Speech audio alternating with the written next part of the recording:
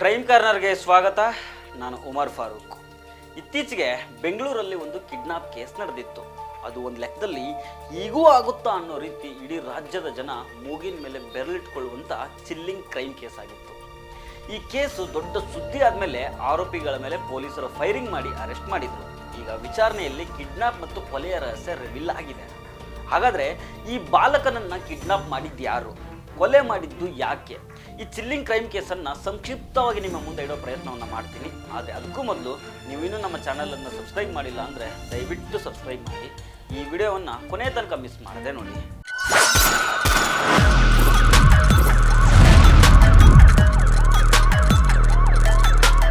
ಬೆಂಗಳೂರಿನ ಅರಕೆರೆ ವೈಶ್ಯ ಬ್ಯಾಂಕ್ ಕಾಲೋನಿಯಲ್ಲಿ ಅಚ್ಯುತ್ ರೆಡ್ಡಿ ಮತ್ತು ಸವಿತಾ ಅನ್ನೋ ದಂಪತಿ ವಾಸ ಮಾಡ್ಕೊಂಡಿರ್ತಾರೆ.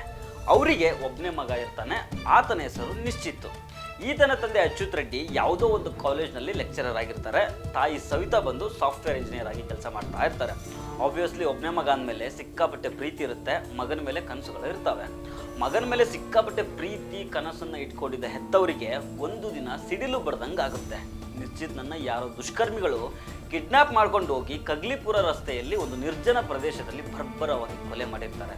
ಆ ಪುಟ್ಟ ಬಾಲಕನ ಗಂಟಲಿಗೆ ಚಾಕುವಿನಿಂದ ಚುಚ್ಚಿರ್ತಾರೆ. ಆಮೇಲೆ ಪೊಲೀಸ್ ತನಿಖೆ ಆಗುತ್ತೆ. ನಿಶ್ಚಿತ್ನನ್ನ ಕೊಂದಿದ್ದ್ಯಾರು, ಕಿಡ್ನಾಪ್ ಮಾಡಿದ್ದ್ಯಾರು ಅನ್ನೋದನ್ನ ಪೊಲೀಸರು ತನಿಖೆ ಮಾಡ್ತಾರೆ.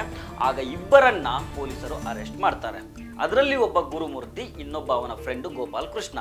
ಇಲ್ಲಿ ವಿಷಯ ಏನಂತಂದ್ರೆ, ಈ ಗುರುಮೂರ್ತಿ ಅಚ್ಯುತ್ ರೆಡ್ಡಿ ಮನೆಯಲ್ಲಿ ಅಂದ್ರೆ ಕೊಲೆ ಆಗಿದ್ದಾನಲ್ಲ ಆ ಬಾಲಕನ ಮನೆಯಲ್ಲೇ ಸ್ಪೇರ್ ಡ್ರೈವರ್ ಆಗಿ ಕೆಲಸ ಮಾಡ್ತಾ ಇರ್ತಾನೆ. ಆಗಾಗ ಅಚ್ಯುತ್ ರೆಡ್ಡಿ ಮನೆಗೆ ಹೋಗಿ ಬಂದು ಮಾಡ್ತಾ ಇರ್ತಾನೆ. ಹೀಗಾಗಿ ನಿಶ್ಚಿತ್ಗೆ ಗುರುಮೂರ್ತಿ ಪರಿಚಯ ಇರುತ್ತೆ. ಮೊನ್ನೆ ಬುಧವಾರ ಏನಾಗುತ್ತಂದ್ರೆ, ನಿಶ್ಚಿತ್ ಸಂಜೆ ಟ್ಯೂಷನ್ಗೆ ಅಂತ ಹೋಗಿರ್ತಾನೆ. ಆಗ ನಿಮಗೆ ಪಾನಿಪುರಿ ಕೊಡಿಸ್ತೀನಿ ಬಾ ಅಂತ ಗುರುಮೂರ್ತಿ ನಿಶ್ಚಿತ್ನನ್ನ ಕಗ್ಲಿಪುರ ರೋಡಲ್ಲಿರೋ ಒಂದು ನಿರ್ಜನ ಪ್ರದೇಶಕ್ಕೆ ಕರ್ಕೊಂಡು ಹೋಗ್ತಾನೆ. ಅಲ್ಲಿ ತನ್ನ ಸ್ನೇಹಿತ ಗೋಪಾಲ್ ಕೃಷ್ಣ ಜೊತೆ ಸೇರ್ಕೊಂಡು ನಿಶ್ಚಿತ್ ಮೇಲೆ ಲೈಂಗಿಕ ದೌರ್ಜನ್ಯ ಮಾಡ್ತಾನೆ.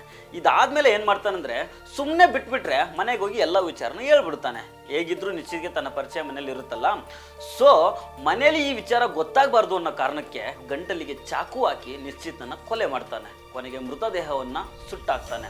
ಆಮೇಲೆ ಈ ಪುಣ್ಯಾತ್ಮ ಏನ್ ಮಾಡ್ತಾನಂದ್ರೆ, ಕೊಲೆ ವಿಚಾರನ ಮರೆಮಾಚೋದಕ್ಕೆ ಕಿಡ್ನಾಪ್ ಕಥೆಯನ್ನ ಕಟ್ತಾನೆ. ನಿಮ್ಮ ಮಗನನ್ನ ನಾನು ಕಿಡ್ನಾಪ್ ಮಾಡಿದ್ದೀನಿ ಅಂತ ನಿಶ್ಚಿತ್ ಪೇರೆಂಟ್ಸ್ಗೆ ಕಾಲ್ ಮಾಡಿ 5 ಲಕ್ಷ ರೂಪಾಯಿಗೆ ಡಿಮ್ಯಾಂಡ್ ಅನ್ನ ಇಡ್ತಾನೆ. ಆಗ ನಿಶ್ಚಿತ್ ತಂದೆ ಅಚ್ಯುತ್ ರೆಡ್ಡಿ ಅವರು ಹುಳಿಮಾವು ಪೊಲೀಸ್ ಸ್ಟೇಷನ್ಗೆ ಬಂದು ಕಂಪ್ಲೇಂಟ್ ಅನ್ನ ಕೊಟ್ಟಿರ್ತಾರೆ. ಲೊಕೇಶನ್ ಟ್ರೇಸ್ ಮಾಡ್ಕೊಂಡು ಹೋದ ಪೊಲೀಸರಿಗೆ ಕಗ್ಲಿಪುರ ರಸ್ತೆಯಲ್ಲಿ ನಿಶ್ಚಿತ್ನ ಡೆಡ್ ಬಾಡಿ ಸಿಗುತ್ತೆ. ಯಾವನೋ ಒಬ್ಬ ಕಾಮಿಷ್ಟ ತಾನು ಕೆಲಸ ಮಾಡ್ತಾ ಇದ್ದ ಮನೆಗೆ ನಿಯತ್ತಾಗಿರೋದನ್ನು ಬಿಟ್ಟು ಆ ಮನೆಯ ಮಗನನ್ನೇ ಕಿಡ್ನಾಪ್ ಮಾಡಿದ್ದಾನೆ. ಅತ್ಯಾಚಾರ ಮಾಡಿ ಕೊಂದಾಕಿದ್ದಾನೆ. ಉಂಡ ಮನೆಗೆ ದ್ರೋಹ ಬಗೆಯೋದು ಅಂದರೆ ಇದೇ ಅನಿಸುತ್ತೆ. ಅನ್ನ ಹಾಕಿದ ಮನೆಗೆ ಬೆಂಕಿ ಹಾಕ್ಬಿಟ್ಟು ಬಂದಿದ್ದಾನೆ ಈ ಗುರುಮೂರ್ತಿ. ಪೊಲೀಸರು ಹಿಡಿಯೋಕೆ ಅಂತ ಹೋದಾಗ ಏನೋ ನಕ್ರ ಮಾಡಿದ್ದಾನೆ. ಅದಕ್ಕೆ ಇವನ ಕಾಲಿಗೆ ಗುಂಡು ಹಾರಿಸಿರೋ ಪೊಲೀಸರು ಕೊನೆಗೆ ಅರೆಸ್ಟ್ ಮಾಡಿದ್ದಾರೆ. ಸೊ ಫ್ರೆಂಡ್ಸ್, ಇದು ಇವತ್ತಿನ ಕ್ರೈಮ್ ಕಾರ್ನರ್. ಮತ್ತೆ ಭೇಟಿ ಆಗ್ತಿರೋಣ. ನಮಸ್ಕಾರ.